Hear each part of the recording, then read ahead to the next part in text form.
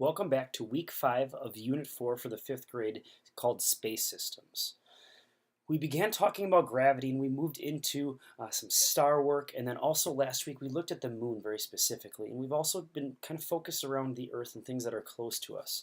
Now what I want us to do is look at constellations, which are going to be assortments of stars that are going to generally include some sort of story of how they got there. So for those of you that went to the planetarium or who have viewed or been to a planetarium show, it's the different things that are in the sky that make shapes. Or for example, you can see in this picture right here, the Big Dipper. The different cultures explain how these certain things got there, and really what they are not only cultural stories, but you kind of have to use your imagination for some of them because some of them don't necessarily look like what they are, but that's where the culture comes in. So this week you're going to be learning about constellations, but you're also going to be kind of writing your own story for how a constellation got in the sky. So first of all, I want you to create a Google document titled Constellations, and then you're going to watch this video in Discovery Education that you see to the right here. It's a pretty short video, but it does describe constellations and some of the culture behind constellations. Then on that document, I want you to answer the following questions.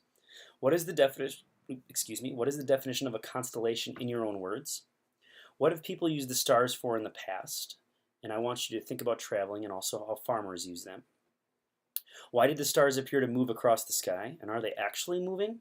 And since most of you should understand the seasons and how the Earth moves around, hopefully you already know the answer to that without having to research it. Is there any place that you can view all of the constellation all of the time? How many constellations are there?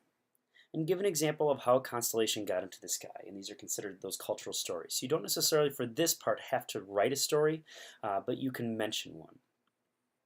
Where I want you to write a story is going to be in your stellar poetry document.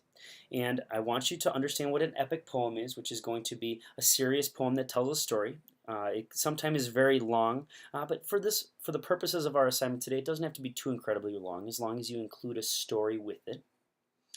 And then what I want you to do is you're going to write that poem about how one of the constellations got into the sky. And you can use constellations that are already there, or you can choose your own, but I want you, if you're going to choose your own, to show me a picture of where it is located in the sky. So that might take a little longer. If you want to choose a constellation that's already there, that's completely fine, but write your own story about why it's there. So for example, there are already stories written about why Cassiopeia is in the sky, but I want you to write your own story that isn't the same as all the rest. So this, again, should be done in your stellar poetry document.